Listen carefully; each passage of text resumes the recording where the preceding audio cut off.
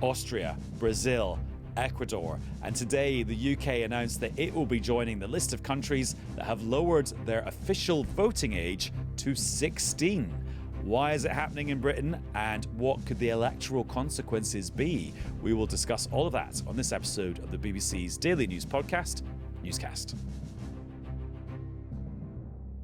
Hello, it's Adam in the Newscast studio. And it is Chris at Westminster. Where it's been a busy old day. It has. We're recording this episode of Newscast at about 6:45 on Thursday evening. And there's just been a little bit of breaking news from where Chris is sitting, and it's about Diane Abbott. Chris, just explain what's happened to her. Yeah, so pinging onto our phones at just after 6 o'clock. It's always fun when you have to scramble onto the 6 o'clock news when the bulletin's already started. Anyway, a Labour Party spokesman said Diane Abbott has been administratively suspended from the Labour Party pending an investigation. We cannot comment further while this investigation is ongoing. And what that means is that she is now sitting as an independent MP. And so the saga of Diane Abbott, the first black woman MP, the mother of the House, the most long-standing female MP, and the Labour Party has another chapter, because you might recall there was a bit of a big row a couple of years ago. She wrote a letter to the Observer. She said that Irish, Jewish and traveller people undoubtedly experience prejudice similar to racism. And then she added that it's true that many types of white people with points of difference, such as redheads, can experience this prejudice. She withdrew the remarks, she apologised, she was suspended from the Labour Party. You might remember she got back into the Labour Party in the nick of time to stand as a Labour candidate last year. She gave an interview to Radio 4, to the BBC, a couple of months ago. It's been broadcast today. She was asked if she, regretted Well, that. actually, do you know what? Why don't we just play a clip have we of got it? Excellent. Yeah. Let's illustrate it. You got into terrible trouble for a letter you wrote to the Observer about racism. And you appeared to suggest, in the view of some of your critics anyway, that the kind of anti-Semitism that the Jewish community suffered, or travellers suffered, or Irish people suffered, was somehow different from the racism that you as a young black person had suffered. You were suspended and there was a great hoo-ha. Do you look back on that with regret? No, not at all. Clearly, there must be a difference between racism, which is about colour, and other types of racism, because you can see a traveller or a Jewish person walking down the street. You don't know. You don't know unless you stop to speak to them or you're in a meeting with them. But if you see a black person walking down the street, you see straight away that they're black. They are different types of racism. But the effect is the same. If you are going to a synagogue on a Saturday morning and you have to have guards outside because some people might come along and want to insult you or even throw things at you, that's pretty much the same as the kind of thing you describe in your book as happening to you as a black person. The fact is, one is a person of colour and one isn't, is neither here nor there. If you suffer it, it's still damaging, It is here because you can spot that person of colour from hundreds of yards away. That is what is different. You withdrew the thing. You said, look, if this is misunderstood, as you thought it was, then I apologise for it. But fundamentally, you don't believe you did anything wrong, or you didn't attempt to say something that you didn't believe. I just think that it's silly to try and claim that racism, which is about skin colour, is the same as other types of racism. I don't know why people would say that. But you would, I assume, condemn anti-Semitic behaviour in the same way that you would condemn racist behaviour against someone simply because of the colour of their skin. Well, of course. And I do get a bit weary of people trying to pin the anti-Semitic label on me, because I've spent a lifetime fighting racism of all kinds, and in particular fighting anti-Semitism, partly because of the nature of my constituency. There she was asked, to reflect on what she had said a couple of years ago and what she made of what she had said a couple of years ago, saying that she didn't regret it. And that then presented the Labour Party this morning, Thursday morning, with a bit of a a dilemma. What do they do? And their holding position was to say that there was no place for anti-Semitism in the party. Of course, there's been that massive row, isn't there, going back to the Jeremy Corbyn era around Labour and anti-Semitism, and Keir Starmer talking about ripping it up by its roots. So there's such a key kind of recent historical vein, if you like, through the Labour Party story around this whole question of anti-Semitism. They are then trying to unpick what they do, given what she has said about those previous comments, which she had previously apologised for. She frames her language now slightly differently from how she did a couple of years ago, but nonetheless she says she doesn't regret what she said a few years ago. And then that statement just now, meaning she is another former Labour MP who is now an independent MP. And so the question begins again, what does she do next? Could she be tempted by any new party that Jeremy Corbyn and others are saying they're going to assemble? Even without that question, there's the whole thing about how someone as senior and well-known, particularly in political circles, the mother of the house, somebody who there's a certain deference towards that role because of the longevity and experience that any occupier of that role and that title has. How does that relationship play out? She usually sits on the front bench, just detached from the actual front bench, but on the front row, if you like, of the House of Commons, in a very prominent place because she gets called early in debates because of that seniority. So, how in the coming weeks and months does that play out? What does she say? As we record, she hasn't said anything yet in response. But that kind of saga of her and the party heads into yet another new phase. And it's also just one of those weird, sort of slightly looking glassy moments at Westminster where the consequences of this become tangled up with, this new left-wing party set up by Jeremy Corbyn, this new sort of like hardcore discipline that is being exerted by Keir Starmer against people who sort of don't toe the party line. But actually the consequences of this are completely unrelated because this is an interview that was in the can a few months ago. Yes, indeed. So it looks like it comes the day after a load of other Labour MPs lost the whip, and it does, except this wasn't done in response to that. This has been recorded for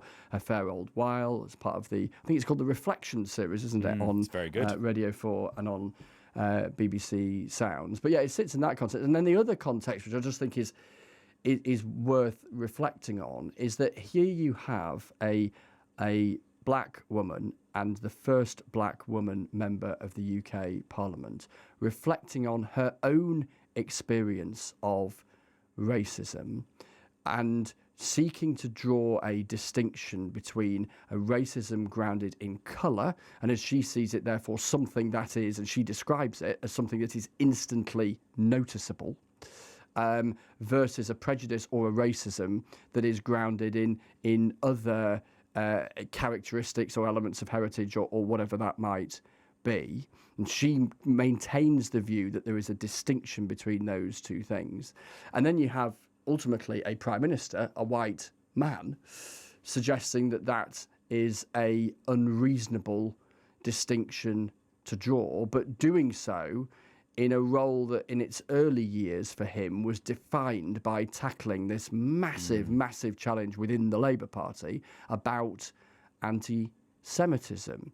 So, that's the dynamic that we see playing out again, because we had exactly this during the general election campaign. And it's just a final thought on this, certainly in this Witterathon from me, which is that... what was I going to say? I've actually forgotten. Great. That saves us some time. Yeah, it does, doesn't it? What was I going to say? Also, it has been a busy day, Chris, because you've been dealing with another big story today, so it's understandable why your head is a bit spaghetti-like, which is that Labour have confirmed their plans, which were in their manifesto, to extend the vote in UK general elections to 16 and 17-year-olds. And they say that this will be done in time for the next general election, which we reckon will be in 2029. Although I think it might be in 2028. But anyway, that's for another day. So here to help us discuss the implications of this is Professor Jane Green, Director of the Nuffield Politics Research Centre and also President of the British Polling Council. Hello, Jane. Hello, it's very nice to talk to you again. Yeah, welcome back. So, Thank you. Chris, do you want to just give us the background about why Labour are arguing that this is a good thing, and also why they had to edit out one part of their argument? Yeah, so they had this in their manifesto. They think it is a logical next step in a kind of widening of the franchise. I've spent much of the afternoon delighting in vanishing into the archive and pulling out pictures from a century ago around the campaign for women to get the vote. And then there was the lowering of the voting age in the late 60s from those 21 and older to 18 to 21-year-olds being included. And we've seen in elections to the devolved bodies in Wales and Scotland and councils, 16 and 17-year-olds being able to vote there for a little while, but not in general elections. And then this next leap. And it kind of opens up a, over and above a million and one kind of cephalogical arguments that we can come to, it opens up a bigger question, I think, which I had a chance to put to the Deputy Prime Minister, Angela Rayner, earlier, which is when does society collectively, when do we all collectively regard adulthood as beginning? And it's frayed and it is blurred, isn't it? Because there are certain things that become legal at the age of 16, and there are certain things that become legal at the age of 18. And that will remain the case with this changing the voting age for a general election. It just means one of those many things will switch from 18 to 16. But there's a bigger picture argument around at what point do you become an adult? Which we will pick up in a second. But Jane, do the cephalogical bit for us. What do we think the difference to election results might be when a whole load of 16, 17-year-olds pile into the polling stations, although we don't actually think a whole load will pile in, because another thing is just how likely they are to vote when they get the vote. But what's your take on what difference it might make? Yeah, so this is a really, really interesting one for loads of reasons. One of the things I think it's important to remember is that, relationships aren't fixed in stone. So young people being less likely to vote, that's not fixed in stone. Young people being likely to vote in a certain way, that's not fixed in stone. But what, of course, really matters is whether young people feel represented, whether they feel that there are political parties that are talking to them, and also whether they have a greater kind of sense of, okay, I feel a bit more certain about what the parties are offering. Now, the problem has been that younger parts of the electorate have not felt those things. So if you look at British election study data, as we spend a lot of time doing, we see very clearly that younger parts of the electorate, younger voters or non-voters, really just don't understand which parties represent them. And if they do, they've tended to see it as being parties on the left. So if we think, like everything we know right now, how might these younger potential voters now vote? Well, first of all, they've got to learn about the system. They've got to learn about the parties. Obviously, that's evolving. So Reform are really trying to target younger voters online or potential voters. But it's also generally the case, or has been the case, that young people see left liberal parties as being the parties. If they think a party represents them, it tends to be left or liberal parties. So in the 2024 election, among 18 to 25s, 83% of them in British election study data voted either Labour, Lib Dem, Green, or one of the nationalist parties, either in England or, in Wales or in Scotland. So that's obviously a massive, massive skew. And you'd expect, therefore, younger voters to also be more similar to the 18s to 25s, of course. So that was 2024. Of course, what matters now is how parties try to win new voters. And also that question, as you said, about turnout is really critical, because turnout has been lower amongst younger voters. And like I say, it's not a given. That hasn't always been the case. But it's been very pronounced in recent general elections. And I think it's been because younger voters just have not seen parties really speaking to them. And that's the massive question, I think, after today's announcement. Does this create, new attempts to talk to young voters, new attempts to think about the kinds of intergenerational, different kinds of concerns that people might have? And Jane, I knew you'd have a really nuanced view on this, which is why it's great to catch up with you again, because actually what you're saying is we should take those graphics that are now popping up on social media showing, oh, this could be great for Labour, but also quite good for Nigel Farage. We should take them with a pinch of salt, and not to cast any aspersions on the people doing those polls or posting those graphics. It's just that actually the world will be different when this actually happens. I mean, what I love about my job is that, we're really complex individuals, aren't we? Like people, not just you and I and Chris. We're fascinatingly, complex. And politics is very much a dynamic between, we think of supply and demand. So the demand is what people want, what people are, their attitudes. Those people are expressing different things. The supply is what choices they have come election time. And so it's oversimplistic to think, right, poll says X, because of there's also a problem with polling 16, 17 or 18-year-olds. So one of the problems there is, well, we don't know if they're going to vote. So it could look like people are just saying, well, I don't. Most of those young people will say, I don't know, right? So guaranteed that there'll be a huge, or if not most, then a huge proportion of those 16, 17-year-olds will be saying, don't know.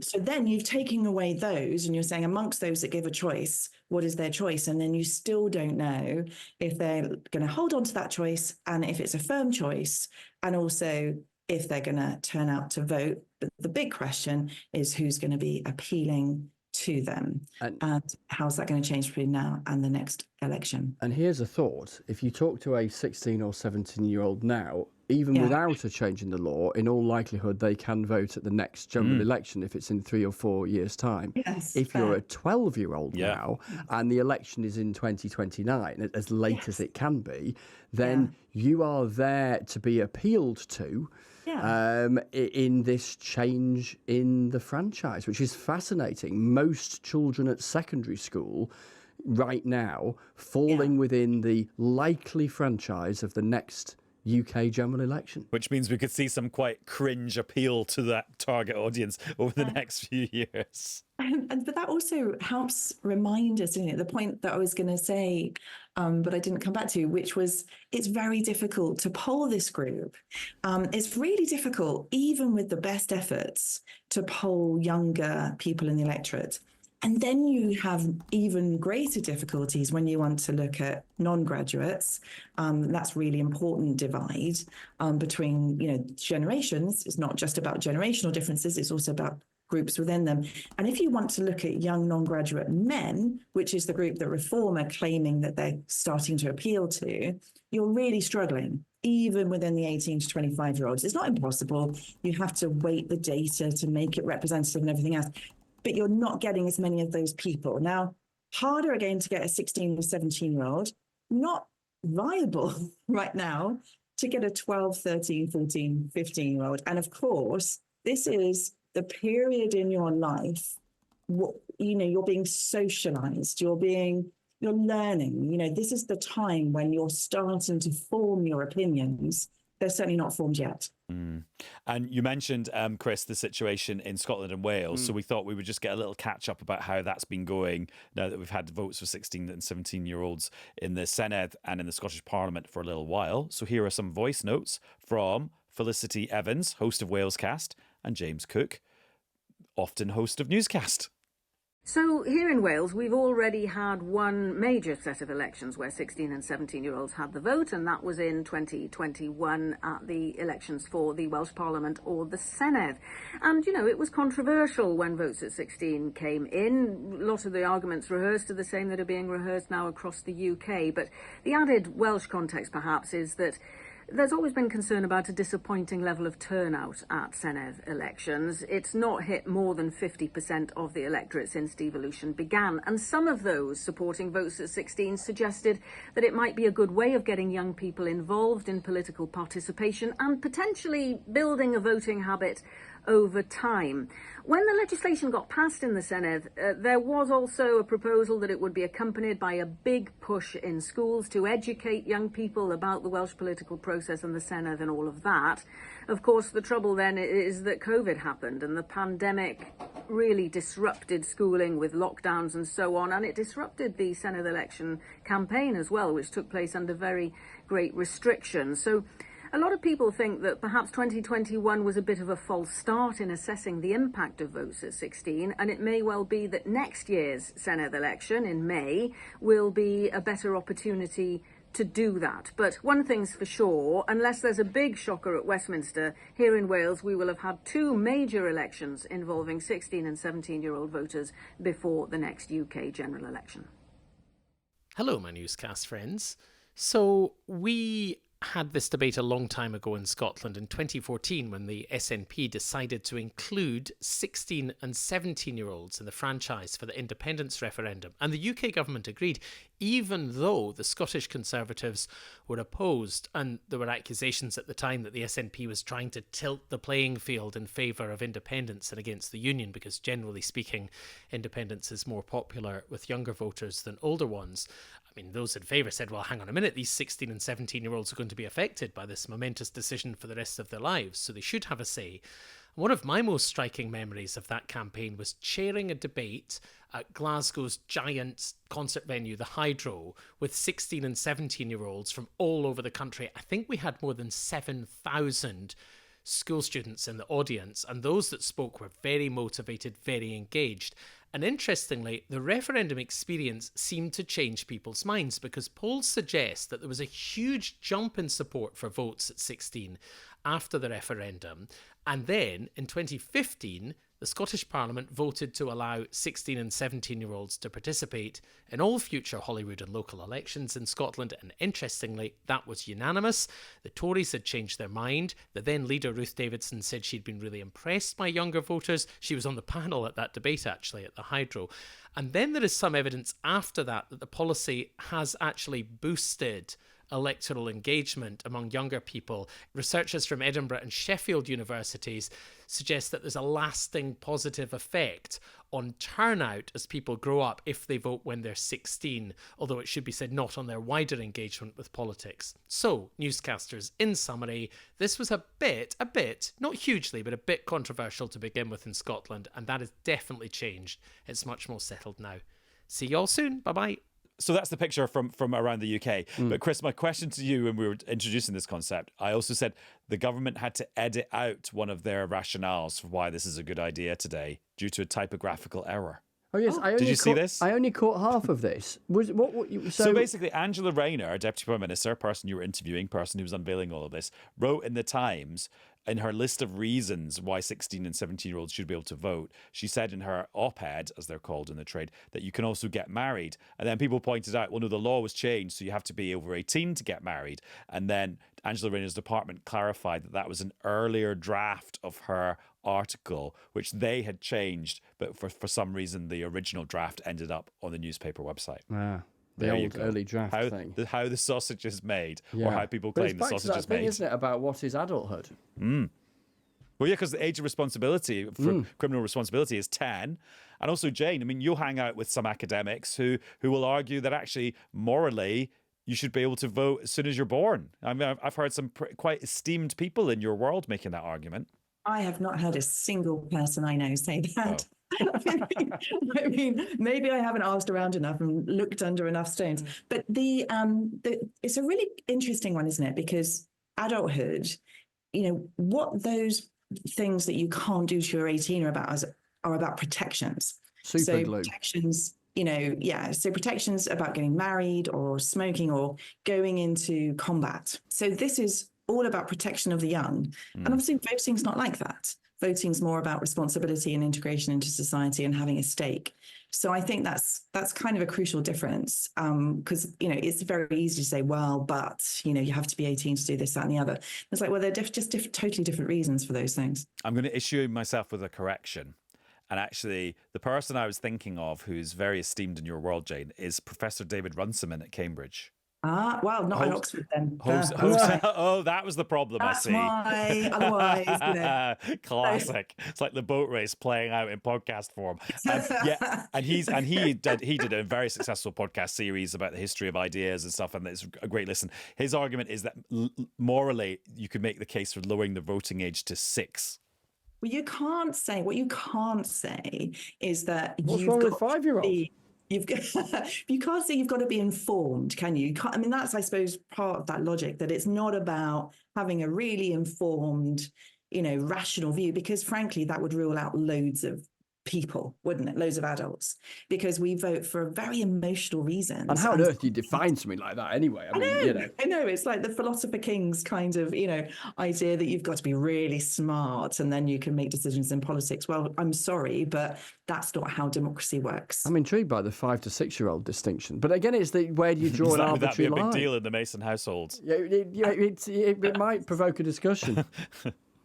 Also, Chris, I mean, how's this gone down with the other parties? I mean, do they? Because I've seen the Tories sort of suggesting it's sort of trying to gerrymander the electoral system in Labour's favour, which if they'd been listening to Jane, they would know they couldn't really make that argument. The Conservatives, in the potted version of your answer to your question is the Conservatives and Reform think it's a bad idea. The Liberal Democrats and some others think it is a good idea. The argument the Conservatives make, alongside pointing to those the various things that you can do at 16 and various other things that you can't do until you're 18, they say, is there not a central absurdity here that you would be able to take part in an election as a voter, age 16, that you can't actually stand in as a candidate? And they suggest that is an absurdity. And also, there's some other things have been announced today as well about the electoral system. It's not just votes at 16 and 17. This idea that people will be automatically enrolled on the electoral register, so that the process of being able to actually get the vote in the first place will become much easier and simpler and more automatic. Yeah, and I've heard from some folk who say that could make a bigger difference in psephological terms than... I think it's around about a 2% expansion of the electorate that extending the franchise to 16 and 17-year-olds offers. So, yeah, what difference does... And again, we've had this argument in a different form, haven't we, in the last couple of years. What difference does either lowering or raising the potential barriers to entry to taking part in democracy make? We've had that argument about ID at polling stations, etc., etc. If you remove the whole business of failing to fill in a form that the council sent you and you lost somewhere under the sofa or whatever, do you increase the likelihood of people who are up for voting because they actually can, as opposed to realising that they'd like to, but they can't because they never filled in the bit of paper? And also this thing about voter ID, they're now going to say you can use your bank card to use as your ID. But then I was thinking, I'm pretty sure I've got a bank card that doesn't have my name on it. Do you? Yeah, one of these challenger banks. But actually, I've just looked at it and it just doesn't have the card number on it. It does have my name on it. I think, the effects of asking people to have photographic voter ID, were important in the last general election, and they did diminish turnout somewhat. And the problem is only somewhat, though.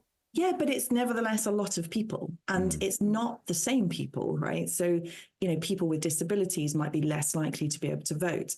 People who don't have passports or so on and so forth. Students, this was a big argument at the time that you couldn't use your student card, but there were loads of different ways that you could use cards, such as bus passes for the over 65s and so on and so forth, and that it was seen to not be essentially equitable. So the good thing, obviously, about a bank card is that pretty much everybody has one. So I think, I frankly think, whilst it's not a big effect, it's something that wasn't necessary to actually make it harder for people not to vote in the last election. It's not going to be a massive effect looking at the next election, but it was a really easy and sensible thing, I think, to fix. Right. I want to know what you two were like, age 16. Who wants to go first? After you, Jane. Oh, my goodness. This is the question they don't warn you about. Yeah, no, I know. You and me both. Chris, I have a fairly good idea what you were like at 16, having met you at 19. Okay, so what I was like was not as nerdy as you'd think. Oh, come off it. No, definitely not. I'm definitely not. I never really was. Although my friends, if they listen to that, are going to be arguing that 1 year of my life, I did really, really, really apply myself really, really hard in university. But it was 1 year, those years. So I wasn't as nerdy as you thought, as you would think. And I was probably probably just obsessing about music. Which band in particular? Not to try and catch you out on your age. So I played a few things, a few instruments. So I was doing that. I would have been singing, and I would, age 16, probably like Crowded House, REM, with my friend. I'm going to name check her. She'll love this. Susan, in her Nova. And we would be driving around in her red Nova, singing our little hearts out. And Chris, would you like to paint a picture of Minnie Mason? Yeah, so I mean, I was nerdy than you could possibly imagine, and I reckon probably more nerdy than I am now, actually. And I was listening to and going to see Cooler Shaker and Placebo, but I did also go and see REM, so there's a bit of a crossover there. And I learned to drive in a Vauxhall Corsa, which I think was the successor to the Nova. So there you go. Yeah, it was definitely a Vauxhall Nova. I'm going to get sponsored by another car brand at this rate. Thing is, I was 16 in 1996, and I mean, I was going to the cinema pretty much every other day, and I've just looked at the top 10 grossing films in 1996, and what a year! Independence Day, Twister, Mission Impossible, The Rock, Hunchback of Notre Dame, 101 Dalmatians, Ransom, The Nutty Professor, Jerry Maguire, and Space Jam. What an amazing summer I had in 1996. You did, but those films did not come out that long ago. Was 1996 when I was also no, it's not. And also about this time in 1996, I would have been starring in my school production of Fiddler on the Roof, which has recently just been on in London, but which I couldn't get a ticket for and was phenomenally expensive. And what were you starring? Which part? A very minor role, not one of the big ones. Not one of the big ones. It's all about the music, though. Britpop now. So we're the same age, aren't we, Adam? So 1996 for me was all about Britpop, and then the Spice Girls, I think, were just around the corner. And then I remember getting incredibly excited, going back to the nerdiness thing, because I think it was 97 rather than 96, when Channel 5 TV launched. Oh, loved the launch of Channel 5. And That was Spice 97, Girls. so that was 97. When we were 17. Yeah, with the Spice Girls, I think, in launch night. Yeah, I remember that like it was yesterday. And on that note, I've just had a spam email saying how to lose fat after 40. So thanks for that outlook. Right, Jane, lovely to catch up. Lovely to see. I will talk to you both, and thank you. And Chris, good to catch up with you too on a very, very busy day at Westminster. Who says that the days before recess are quiet? No, exactly. And Mark Morrison, Return of the Mac, I think that might have been 1996 as well. This is like sidetracked, but like a really, really bargain version. Right, that's all for this episode of Newscast. We'll be back with another one very soon. Bye-bye. Ta-ra.